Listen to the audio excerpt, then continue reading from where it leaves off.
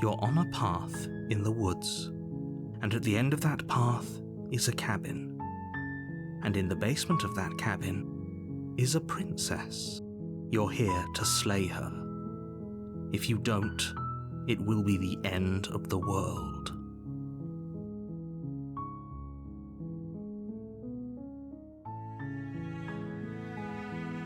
Don't mention it. It's all part of the job. You make your way up the short path to the cabin. You'll find the princess within. A warning before you go any further. She will lie, she will cheat, and she will do everything in her power to stop you from slaying her. Don't believe a word she says. We're not going to go through with this, right? She's a princess. We're supposed to save princesses, not slay them. Ignore him. He doesn't know what he's talking about.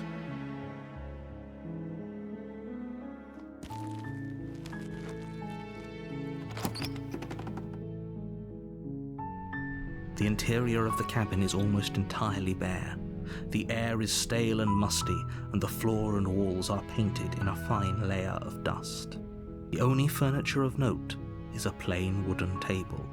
Perched on that table is a pristine blade. The blade is your implement. You'll need it if you want to do this right. You take the blade from the table. It'd be rather difficult to slay the princess and save the world without it.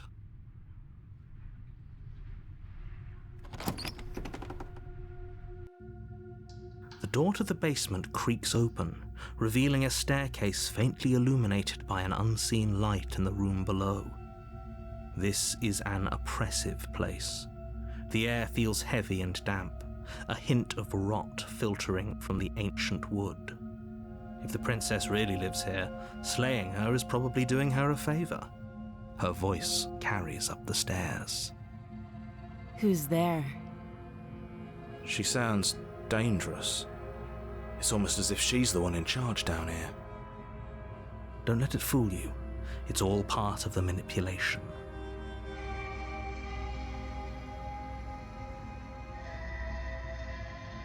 Don't be a stranger. It's been so long since I've had any visitors. Come on down. You walk down the stairs and lock eyes with the princess. There's a heavy chain around her wrist, binding her to the far wall of the basement. She's so coldly beautiful. Is she really a threat to the world? Focus on the task at hand. And there you are. Are you here to kill me or something?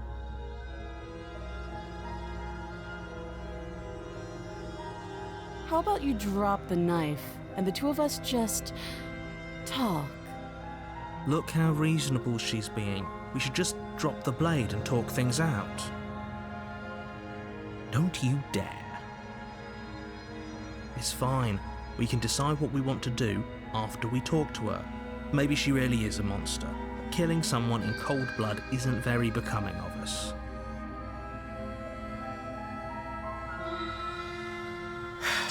The blade tumbles out of your trembling hands and drops to the floor with an unceremonious clang. Thank you. Against your better judgment, you step forward to speak with the princess face to face, unarmed. We'll be fine. I don't know what you're hoping to accomplish here, but I can assure you there's no reasoning with her. Just make sure you don't forget about the blade on the floor. You're going to need it. So here we are. What an awkward start to a relationship.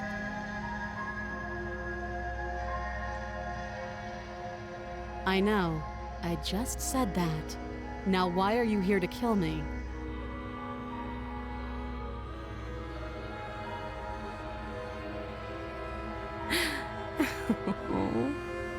That laugh. I think I'm in love. Stop it. I have no idea. To be honest, I don't even know why I'm down here, or how I got here. I was kind of hoping you might be able to shed some light on the whole situation.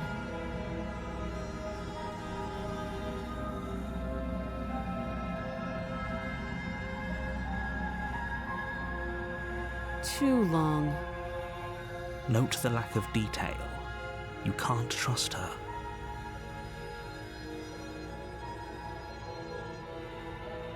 She hesitates before answering. You can address me as Your Royal Highness, or Her Majesty. Any honorific should do, really. Again, she offers no specifics. No matter how hard you try, you'll never get a straight answer out of her.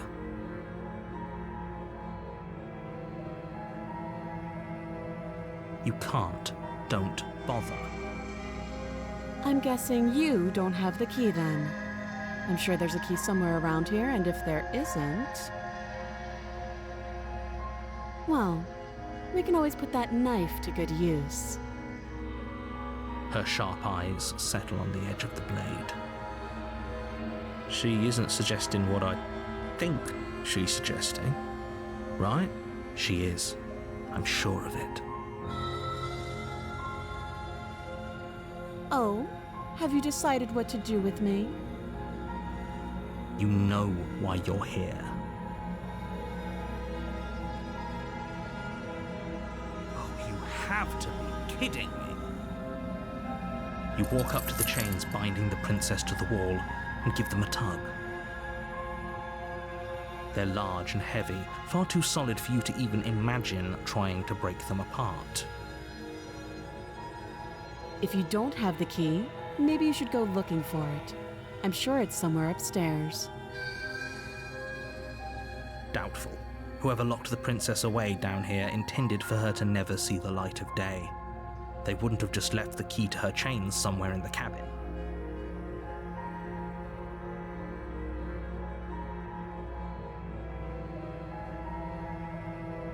I'll be here. You attempt to make your way out of the basement, but the door at the top of the stairs slams shut. You hear the click of a lock sliding into place. Is someone else here? Your shouts and pleas are met with silence.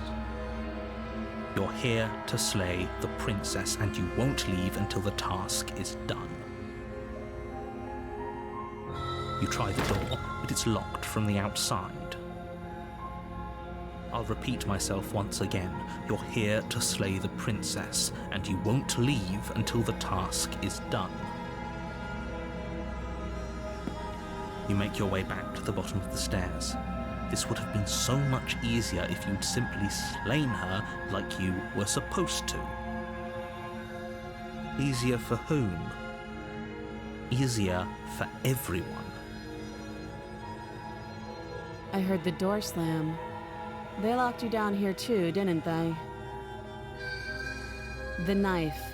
Pick it up and cut me out of here. You won't like what happens if you do that. Against your better judgment, you place the blade against the princess's arm, just above the massive, unyielding chain. You cut into her flesh. The blade is sharp, and you make quick work of it.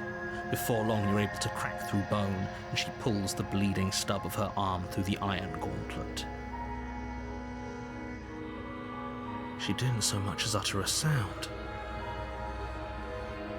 Free from her bindings, the princess turns to face you, her fierce gaze meeting your eye. How is she so composed after losing an arm? It's like she isn't even bothered by it. Thank you. Now let's get out of here. No, we won't have any of that. The stakes are too high. You can't just let her escape into the world. No, I just can't let her escape into the world. As the princess approaches the bottom stair, your body steps forward and raises the blade. Wait, this isn't fair. You can't just do that. Watch me.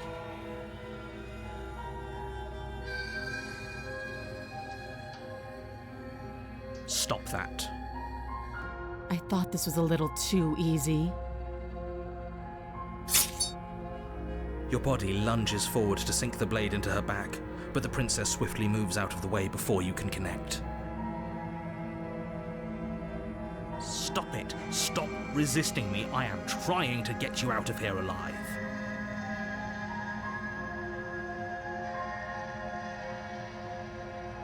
The blade. Move the blade. You're doing your best to help me, aren't you? I can see the conflict in your eyes. I'll make this quick. She steps forward and pries the blade from your rigid hands. Maybe I'll see you in another life. And then she slits your throat with an almost clinical ease. Her face remains unchanged as she watches you collapse to the ground, blood flowing from your butchered neck. This is the end, isn't it? I'm afraid it is. Everything goes dark, and you die. I hope it was worth it.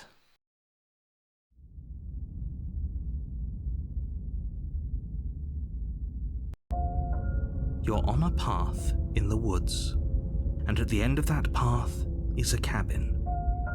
And in the basement of that cabin is a princess. You're here to slay her.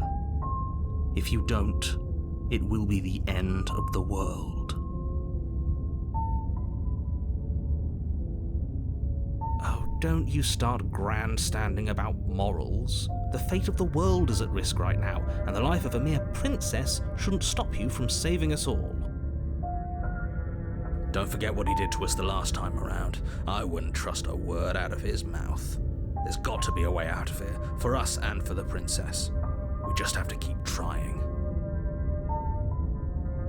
I'm inclined to agree. If he doesn't remember what happened last time, maybe it's best to keep it that way. You know I can hear you two, right? It's going to be a lot harder than you think to keep secrets from me. And as far as trying to help her goes, need I remind you how catastrophically dangerous she is to the world at large? I told you about the stakes of this situation less than a minute ago. Those are two very different questions, but fine, I'll indulge you if that's what it takes to get you moving. Let's say for a moment that this really is the second time you've met me, or at least a version of me. If you're back here, I'm assuming you died, which probably only happened because you didn't listen to me. The absolute irony. Well, that's one way to put it, I guess. You really don't remember what happened last time, do you? You practically forced the princess to kill us. That doesn't sound like the sort of thing I'd do, which is honestly all the more reason for you to not buy into whatever self-delusions the three of you are crafting.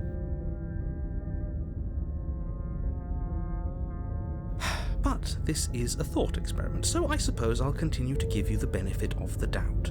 If I did practically force the princess to kill you, it was probably for a good reason. Did you try and free her? Did you say something really mean to me? Because if I really did what you said I did, you probably deserved it. I'm a professional, after all. Sure you are. Anyway, I believe your second question was, what's the point of doing anything? If you're asking that, it sounds to me like you're making the rather dangerous assumption that your actions last time around didn't have any consequences. What do you mean? Of course there weren't any consequences. You forced the princess to kill us and now everyone's right back where they started. That sounds pretty consequence-free to me. Yes, but in this purely hypothetical scenario, that begs the question of how you got back here. Did time simply rewind itself, or were you instead transported to a different world entirely? If it's the latter, what do you think happened after you died? Do you think the people there lived happily ever after? Or do you think that the princess, left unhindered, brought about the end to everyone and everything, just like I told you she would? What a conveniently ambiguous group of things for her to ruin. For all we know, the princess left the cabin and never saw another soul. Oh, how I wish that were the case, but if the princess weren't a certain, inevitable threat to the world, the four of us wouldn't be here. And yet, here we are. You're talking in circles. No, I'm talking in facts.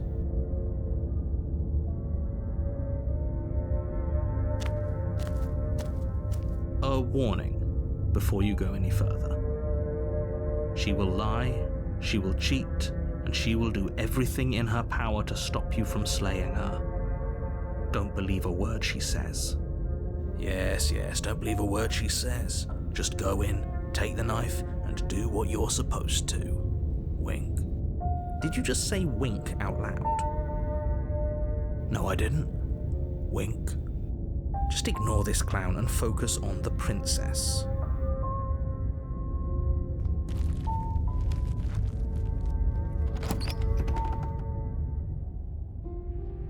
The interior of the cabin is less a cozy woodland retreat and more like a dungeon. A few pathetic wisps of starlight attempt to illuminate the cold, uninviting stone walls, and thick, wrought iron bars barricade the windows, reminding anyone who enters that this is a prison. The only furniture of note is an iron table, bolted to the floor, a pristine blade perched on its edge. The blade is your implement. You'll need it if you want to do this right.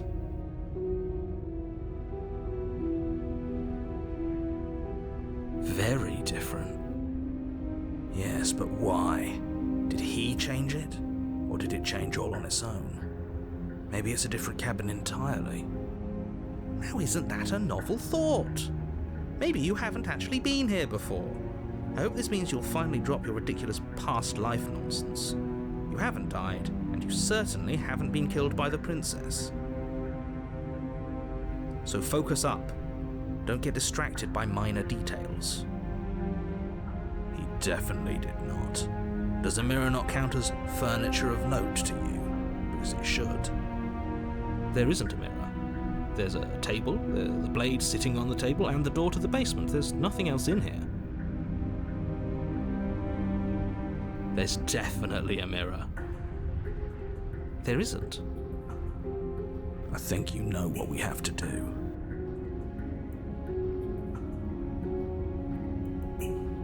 Exactly. Why would I lie about something so meaningless? What good would a mirror even do? That you waste time preening yourself instead of doing what needs to be done?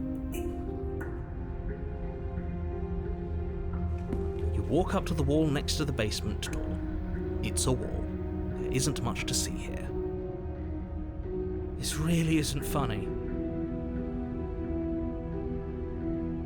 You reach forward and rub your hand against the cabin wall. I hope you know how ridiculous you look right now. But it was there a second ago. And now it's gone. If he doesn't want us to know about it, it must be important. We should keep our eyes peeled. Maybe it'll be back.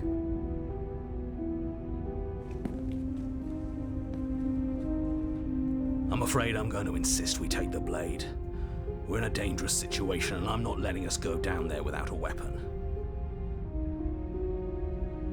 Are you sure? She killed us with it last time.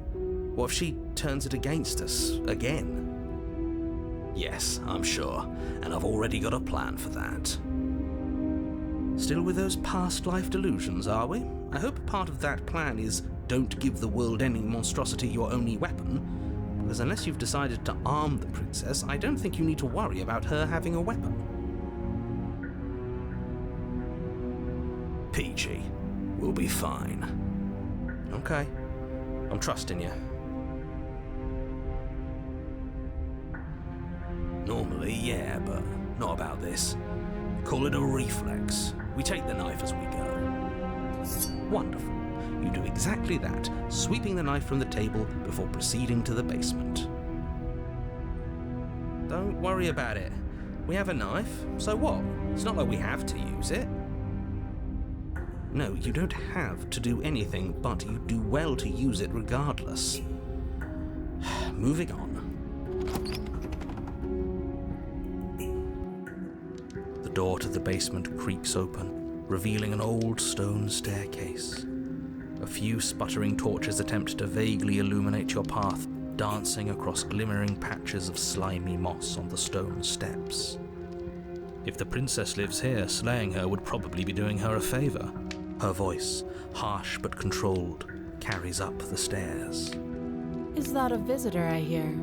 Please, come downstairs. It's been a while since I've had company. Does she remember us? You walk down the stairs and lock eyes with the princess.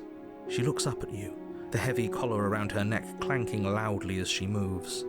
The chains binding both her wrists to the far wall, joining the metallic chorus as she adjusts her hands in her lap.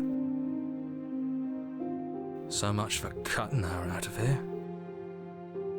Do you hear yourself right now? Cutting her out of here never should have been on the table. Have you noticed the empty chain on the wall? Odd that in a place where everything seems to serve a distinct purpose, there would be something so obviously useless. That was there last time too, wasn't it? It was. What an interesting development. Why don't you have a seat? The two of us should chat before you bury that thing in my heart.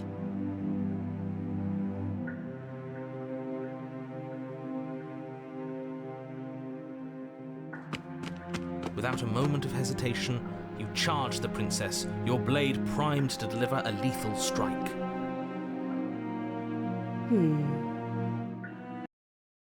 I am not a damsel to be helplessly murdered. As you move to strike the princess, she stands, her chains clinking as she wraps them around her fists. In an instant, they're around your neck, both of you dropping to the ground as she pulls them taut, bracing her body against yours as you struggle uselessly. Drop it, or you die. I thought this was going to be a safe move, but she's going to kill us. Just listen to her, do what she says. How many times did I warn you she's not to be trusted? But while strangulation can be very distracting, she's not armed, and you have your pristine blade. End her before she ends you. You steel your will and refuse to give in to the princess's demands, ignoring the stars dancing in your eyes and the screaming of your starved lungs. You strike. You fumble your first few attempts, only making surface-level scratches and gouges as your arm flails forward, barely able to obey you. But a single focused blow was all it took. Your blade pierces up through her ribs, slicing through flesh, striking her heart. The chains loosen. The darkness creeping in at the edges of your vision subsides. None of this was ever very fair, was it? But I did kill you last time. I should have expected you might want some petty revenge. Unfortunately for you, that means you've dug your own grave.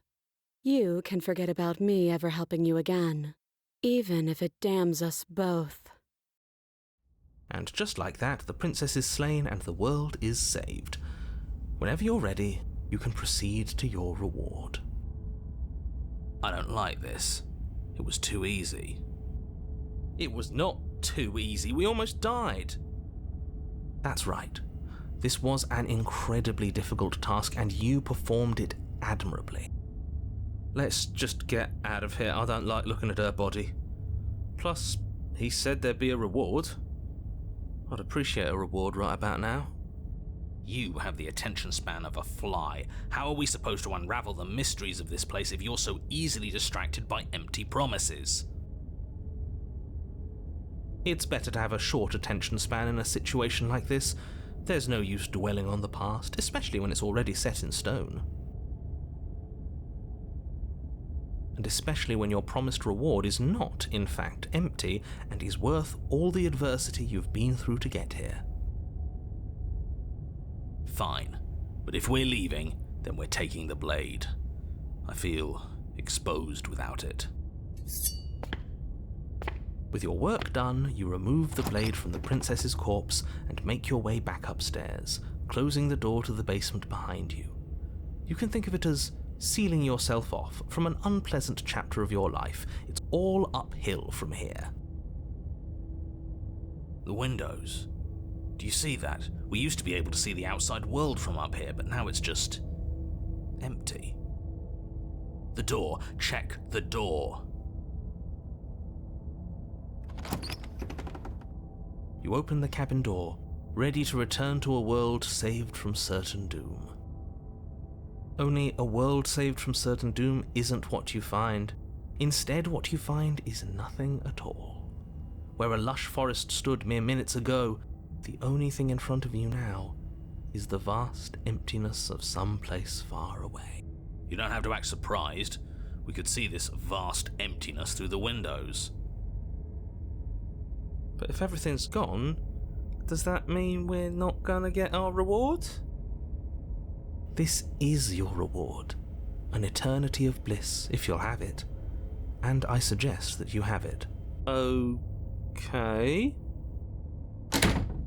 This is what's best for everyone. Trust me. Like hell it is.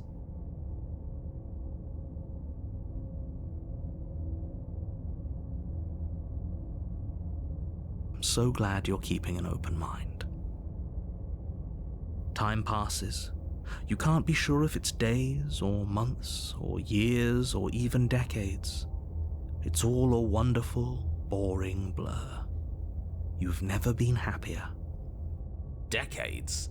No, it can't be decades. We can't go along with this. We can't let him win.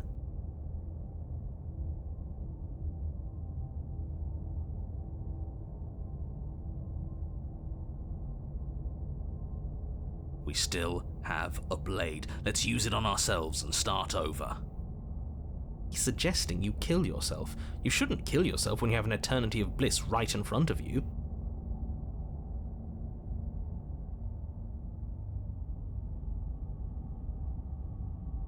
You goddamn spiteful bastard. Are you really going to turn down immortality itself just to make me lose?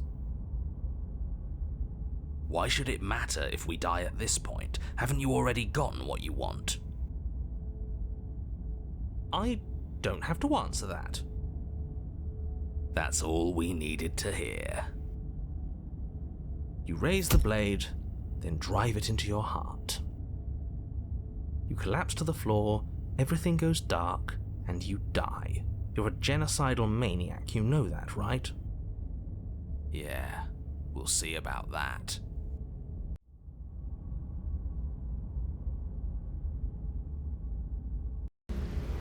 You're on a path in the woods. See, that wasn't so bad. And now we've got another chance to get to the bottom of things. Bit by bit, we're starting to unravel this place. There are so many more threads to pull once you stop feeling. That's a little dark, buddy. You feeling okay? I'm feeling nothing. And I like that just fine. He's not wrong. Sentimentality won't help us here. We need scientific rigor. So you've been here before. Of course you've been here before. What count is it this time? 2? It's our 3rd. What gave it away? Your open discussions. The last time we were here, you were in full-blown denial about the possibility of us restarting. What changed? Have you just been pretending to forget? I'm afraid not. Whatever other versions of me you've met in those other lifetimes were just that. Other versions of me. I just wish I'd been the first. So you knew how all this worked. Why didn't you ever tell us? We could have used it to our advantage. That's because there is no using it to your advantage. The more information you have, the harder it will be for you to succeed. It's not like it was that difficult to slay her last time. She may have put up a fight, but her flesh is still softer than our blade. And now she's dead, and I doubt she'll be able to do much of anything from the grave. You already slew her, and you survived? Yes. Then why, pray tell, are you here? Oh, I know that one. We killed ourselves. Why? because you thought trying to stuff us away in a corner for eternity was a suitable reward. Was it not? What better reward is there than eternal bliss? You should have been happy. We weren't. We were bored. You were bored. I was just unhappy. There were still answers that we needed to find. It was actually working. And you killed yourself. I can't believe it. You ruined everything. How does us dying ruin everything? What aren't you telling us? The world doesn't stay saved if you die. And if the world isn't saved, then that means she is dead. Oh, now isn't that interesting? I assumed she'd just be a pile of old bones. But perhaps she's not. There's only one way to find out. We should go see her. If this isn't the same path in the woods you're used to, that means that her influence is already spreading and you're running out of time. Her influence? What's that supposed to mean? It means exactly what I said. Don't overthink it, or you run the risk of making your task so much more difficult than it has to be. And what is that supposed to mean? Forget I said anything. I've probably already made things worse, and I need to stop talking about this now before I definitely make things worse. Come on, tell us your secrets. Haven't we been through enough? Don't we deserve to know? No. Is there a reason it would be raining? If there is, it doesn't matter. If a bit of rain is the best her influence can conjure, then we have nothing to worry about. A drenched corpse is still a corpse.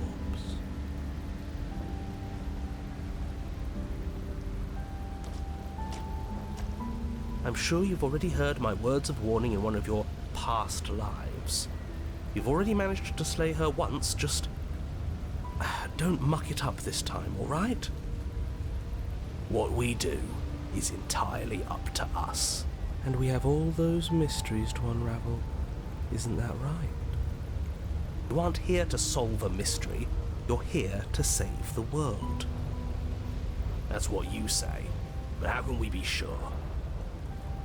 We can't be sure of anything except what's right in front of us. Okay, but we should care about the fate of the world. Why? Because we should. I don't know. It's important. Is it? Yes. I think. For all we know, the world you're talking about isn't even real. Of course it's real. Where do you think you are? Somewhere else? Maybe we are. This is horribly unproductive. The cabin and your extremely important destiny await.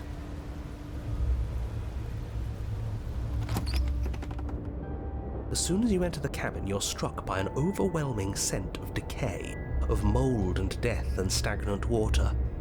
The once stately wooden building is bloated, its beams dripping with a black ooze of putrefaction, all but the exterior stone walls warped beyond recognition. It must have been beautiful once, but in its ruin, it is beyond repulsive. But you're not alone. You can feel something watching you. There is a figure faintly outlined against the rotting wood of the wall. Is that her? It's like she isn't even there. See? We killed her. You're right. Maybe she doesn't reset like us. She certainly doesn't look the same as she did last time. Before you can make a move, the figure is gone, vanishing behind the door on the far side of the room. The door at the end of the room, but there isn't a door, it's just that damn mirror again. Yes, the mirror that he can't see. The mirror? Is this some kind of joke? Did you all plan this out before dying? There is no mirror. There's the door to the basement, the table, and the pristine blade. Huh. That's strange. There's supposed to be a pristine blade. Why isn't there a pristine blade? Maybe it's gone because we've already killed her with it. But we had it with us when we died.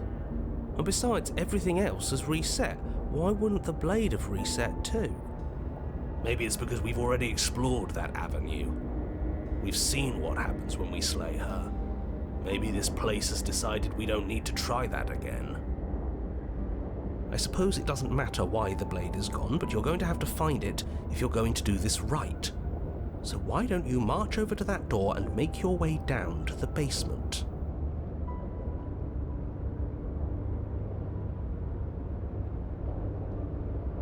If this is anything like last time, the mirror will disappear as soon as we try and touch it. I'm sure the door is just behind it. You're clearly hallucinating, but I'd rather not get into it with you right now. The door to the basement is on the far side of the room, whether you can see it or not. You make your way to the door at the end of the room, stopping just in front of it. You must think you're looking at that mirror you mentioned earlier, the one that doesn't exist.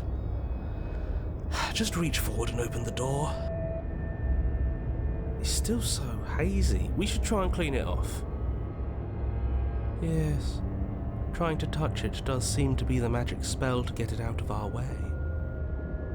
Maybe it won't disappear this time and we'll finally get a good look at ourselves. We should explore every option.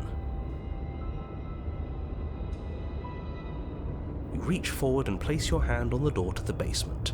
The handle is just a little to your right, and a little down.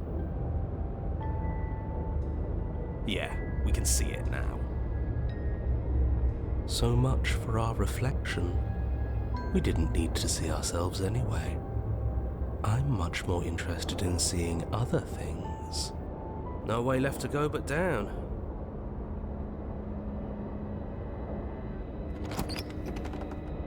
The door to the basement groans open. The air is foul and wet, so thick that you can almost feel it settle onto your skin in layers of grime. The stairs are coated with slimy algae, the wood rotted through in places, reeking of fetid vegetation. A wispy figure watches you from the bottom of the stairs, face veiled in shadows, legs submerged up to her shins in dark waters. There she is again. Barely. She's just an old memory. Your eyes lock for a brief moment, then she vanishes around the corner.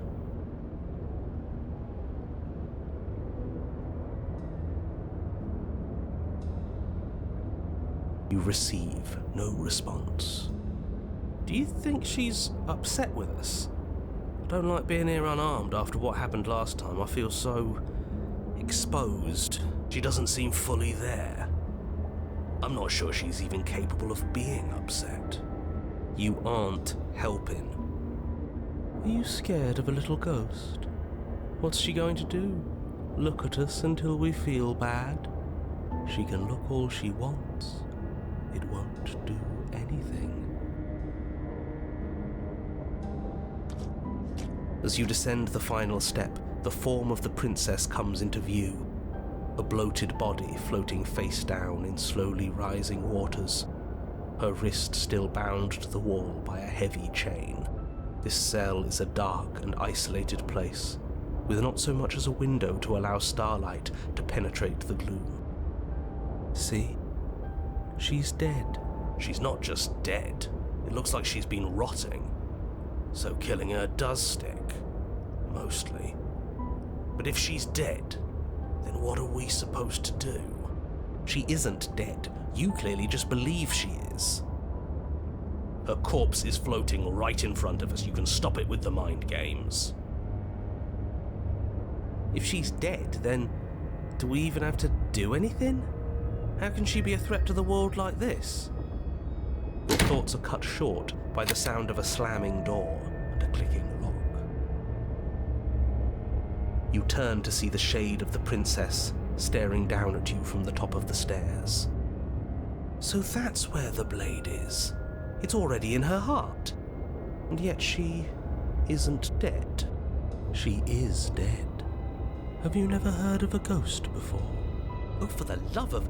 Can we not waste time arguing over the semantics of what is and isn't dead? She is clearly conscious. She clearly just slammed the door on you, and she clearly has a weapon. Your pristine blade sticking out of her chest. This is extremely bad. Catastrophic, even. Yeah, dead or not, what are we supposed to do about her? Slaying, or destroying, if we want to be a little more death neutral, seems off the table. Yeah, this is tricky. But let's talk to her. See what kind of information she has that we don't. But she hasn't said anything. Are you sure she can talk like this? Bold of you to come back here after what you did.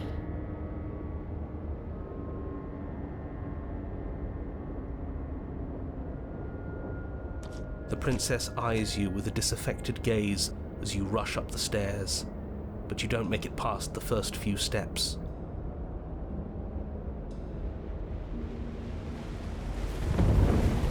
The door bursts open, a powerful wave of water crashing down towards you.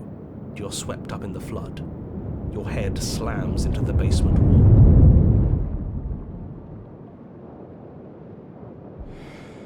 You come to a moment later, suspended in darkness, disorientated, only aware of the surface of the water and the emptiness above.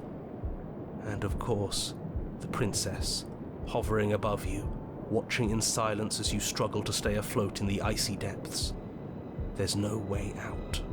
It's so dark and cold, I think our limbs are slowing down. How much longer can we do this? Just keep breathing, we'll figure this out. Or we won't. It doesn't matter either way. But you don't have time to figure anything out. Something cold and clammy wraps around your ankle. You're dragged under, only able to take one last hopeful gulp of air before your head is plunged into the freezing depths. As you sink below the surface, you see it. Or rather, you see her. The body you found floating when you first arrived, its hand is locked around your ankle, the heavy chains pulling you both down into the unfeeling, suffocating nothingness.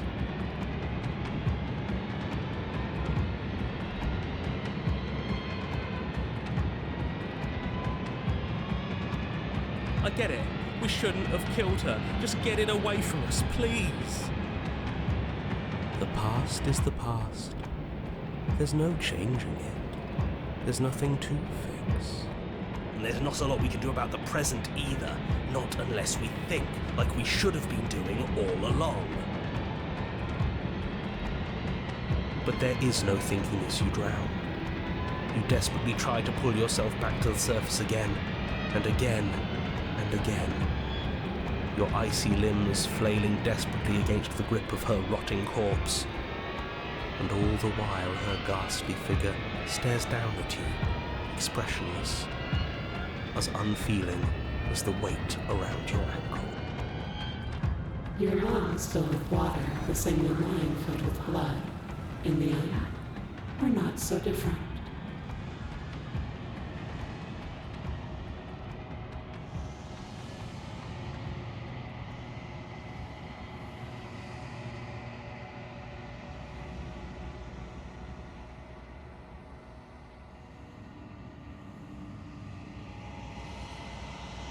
She's gone. Where did she go? Should we try and find her? And there's that mirror again. Why is it here? Why now?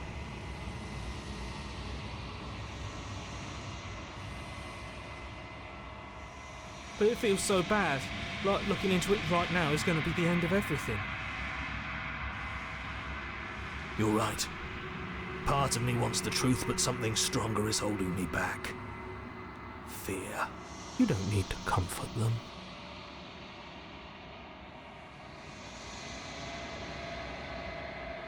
Okay. If you say so, we'll trust you. Feels too good to be true. Whatever makes you happy.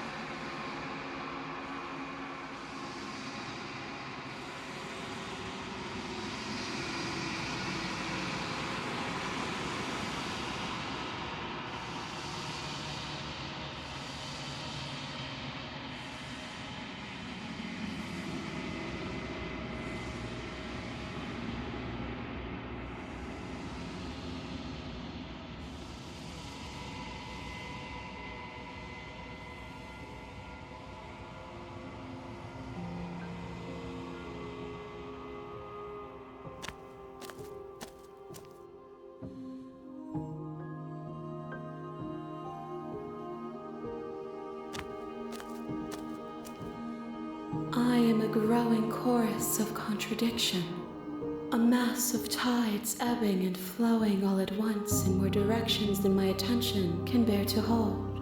To look at any one is to shift them all into something new, and to look away is to reshape them yet again. All of me is changing, and yet the rest of me is still the same.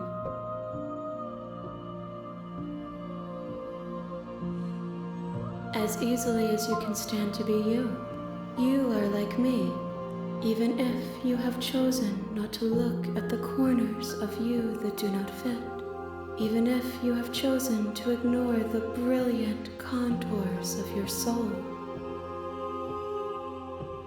And yet my waters flow and my streets bustle. There are no words that can describe me into non-existence. There is no logic that can bind my multitudes. I am everything that you have known me to be, but I am also none of it.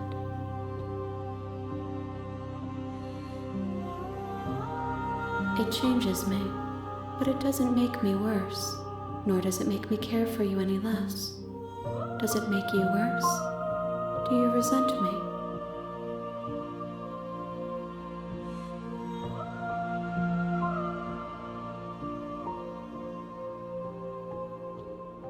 It will, in time, but you still have a ways to go before we are done. Know that I hold no malice for you. This one is guarded sorrow. She saw herself as alone, but in the end had the courage to share with another. She will make for a deep heart. Do not mourn her. She has finally been heard.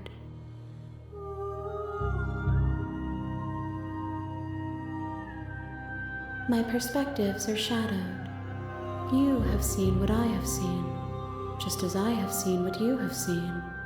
The angles of my vantage do not offer me hidden truths, and my attention is turned inward, except when you are here with me. Perhaps this will change when our work is done.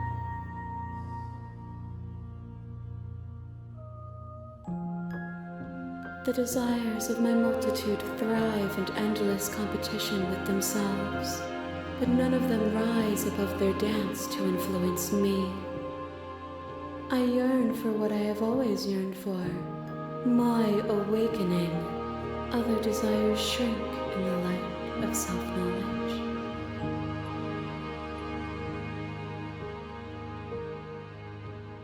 We will know when we near our destination.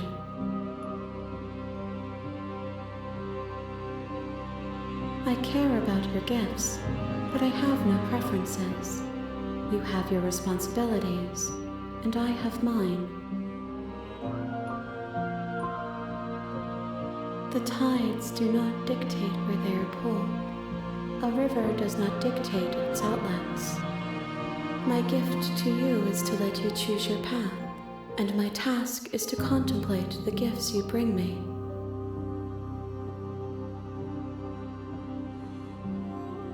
I will be here when it is time for us to meet again.